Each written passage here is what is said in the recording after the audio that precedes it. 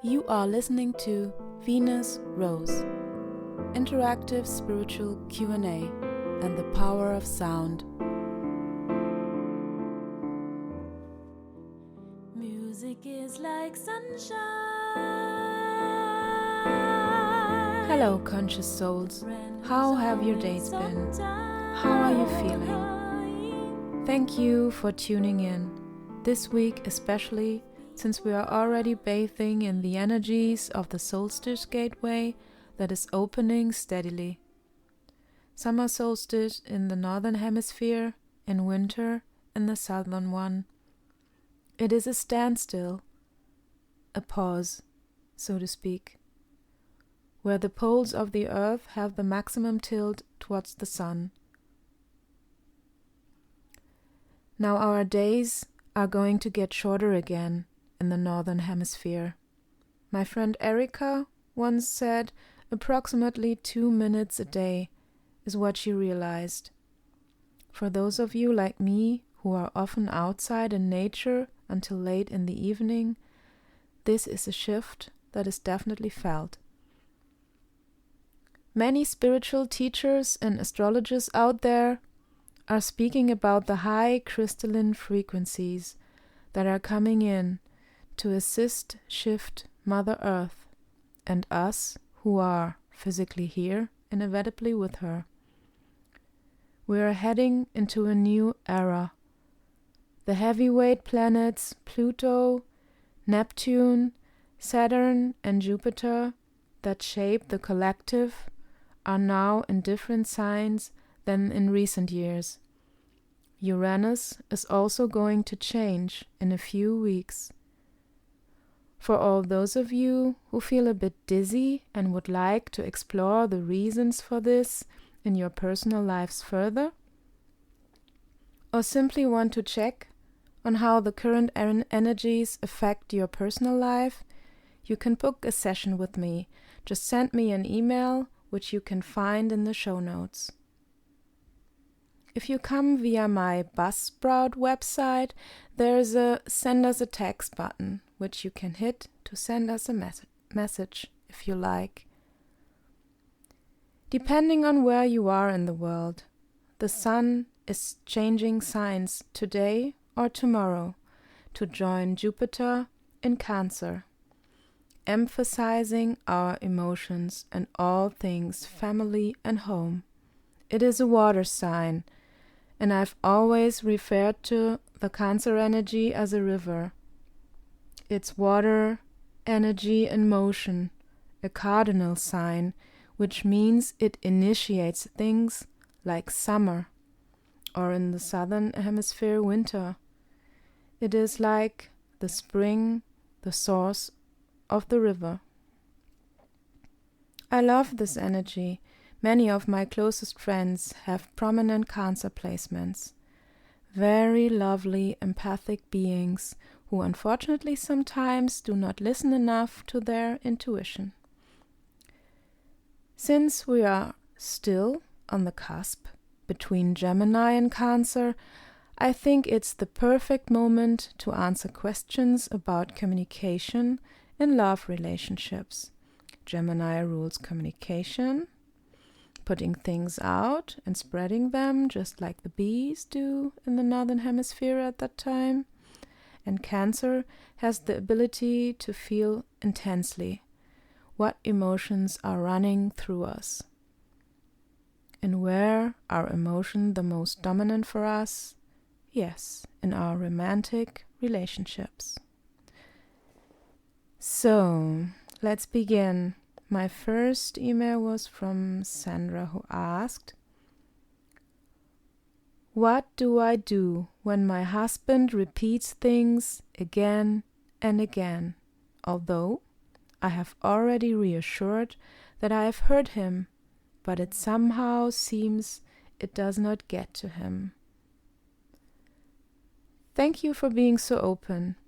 I guess this is a very common type of communication error between male sender and female receiver, or the other way around. There are different viewpoints, of course, that is normal, but male beings emphasize on different things than female beings do. All very logical, of course.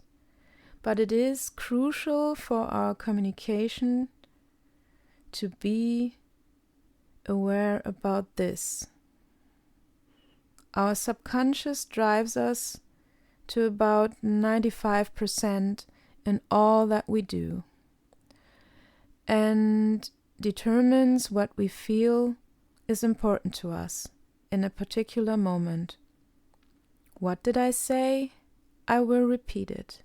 What we feel is important to us. So when your husband feels it is, for example, important that you join him on a certain gathering and you already said yes, but he comes up with it again, then you both were not on the same wavelength, so he did not receive what you said. Perhaps you are not too keen on joining him on that gathering, but you are doing it for him. He might have sensed that subconsciously, and that's why he asks again. You could emphasize on the fact that you are doing it as a loving gesture for him. Depending on how honest you are with each other, you could as well say that you are, just as an example, not keen for whatever reason, but are still coming. Our focus is important while we communicate. Energy flows where attention goes is a saying my old sound healing teacher regularly repeated. When we answer something without focus, our energy is not present and might not reach the receiver. When we try to listen but are not focused, we can't truly hear what the other person is saying. For me, communication is a dance where at least two beings interact with one another, changing the position of sender and receiver constantly. You need to know where to put your feet while dancing. It does not matter if you are roaming freestyle or doing a tango together. Of course, two parts within one being can communicate too. Conscious human ego and my soul or higher self, for example, can have a conversation as well. But for me, it is the same thing. I need to focus, be conscious, and examine my feelings to try to aim for the same wavelength. But the other being has to make the effort as well. As it seems that this is a bit tricky for your husband, try to remind him to pay more attention to what he feels and what you say. So the next question was sent to me by Bianca, who asked, are there ways to get in contact with a soulmate who is not present in my life but still alive? And of course, a way in which I do not have to write him an email, for example. This is interesting. Thank you for sending this one in. First of all, I would like to mention how my definition of a soulmate looks like. From my point of view, our soul is on a journey to learn things through experiences. And just as on any trip we go on, whether it's alone or with company, we meet other beings. With some, we have such a good time that we meet again and again and again. Some might become friends or even closer, like family we choose. So occasionally, when we meet people in life and have an instant connection with, our soul recognized them. And I appointed the soul first on purpose, because sometimes our body personalities, some call it ego or lesser ego, but that is too charged with stuff for me, do not realize we really know someone, even if we just met them for the first time in this body. But the soul always does, and some people feel sensations in their bodies. For some, it's a deep knowing, and others really do remember. It must not necessarily be a human. A dog or any other animal can be a soulmate too. A family member, like a parent or an aunt or a grandchild, could have had another or interchanged role in a different setting of the souls. That is also a reason why beings can have a special and deep connection to one another. So how can you get in contact with one if you don't have their phone number? If you do have, I would recommend to just give them a call, 'cause perhaps they have thought about you too, since the soul always nudges us to do things. Tune into their energy field. Think about them and what you might have experienced together. Shared memories are connected in the matrix. Try the most beautiful ones. That is more easy. Then set the stage before you go to sleep. Leave the thoughts about work aside and send them a message. This can be anything. Try to be as clear as possible. Look what happens and what might emerge from your dreams. Have fun with that. You can learn a lot about yourself through this too. It needs some practice, but eventually you'll get an answer from the other being. Let me know what you have experienced with this. Be aware and notice everything that comes up. The dream state is so connected to our subconsciousness that the messages might look weird at first, but there's always something profound behind it, 'cause it does not hold back like our cognitive part of the brains, which is trained by many things. So pay attention and be curious what emerges, and let me know what your soulmate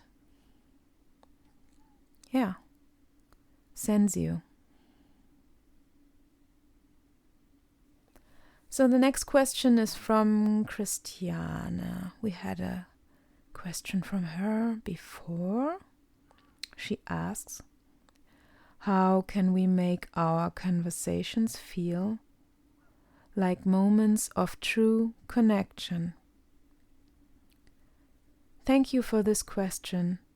In many ways, this is similar to the first one we had, but since you emphasized on feeling, I will try my best to point my finger even more into that area. In the beginning of this podcast, I mentioned that my sound healing teacher used to say, energy flows where attention goes. Be attentive with yourself and your significant other. You must be willing to open yourself up first. I'm sorry. In order to truly connect. We humans often try to lure the other out. We want them to open up first in order to not get hurt. Be aware of that. So if you want moments of true connection in a conversation, you need to set the stage for it. And I don't mean declare a big "we need to talk" to your partner that might have a slight undertone to it. Create an environment where both of you can feel yourself and each other. This could look totally different for everybody. Key is that both beings are completely relaxed. One couple might want to go for a walk, and you can ask your loved one if you can share some thoughts or ask some questions that are on your mind and heart, for example. If you can, do it in nature. It would help you be even more relaxed. Some would prefer a beach, other a forest. Or you can simply start a deeper conversation during dinner or even while preparing a meal. Whatever comes to your mind that would make both of you be in a relaxed, open space. Maybe music, your favorite song, in case you share one. That could set the tone. The aim is the same wavelength, so both of you can not only hear, but are able to listen to one another open-heartedly and speak out your truths. At times, what then comes up is not always what we want to hear, but surely what we need to, if we want to be connected to our romantic partner authentically. All in all, when it comes to relationships in general, we need to get to know ourselves first, know how we envision things, and learn how to bring this forth to others. I hope I could have been a bit of help for you and wish you all a beautiful time with solstice summer and winter energies. For all of you who would like to book a session with me, you can find my email in the show notes. And since we will be in full-blown Cancer energies next week, send me your questions all around emotions. There are the most important cues in our lives. From time to time, even a piece of advice from our soul. I'm curious what comes up, and as always, let me know what moves you. Love to you all, Rose.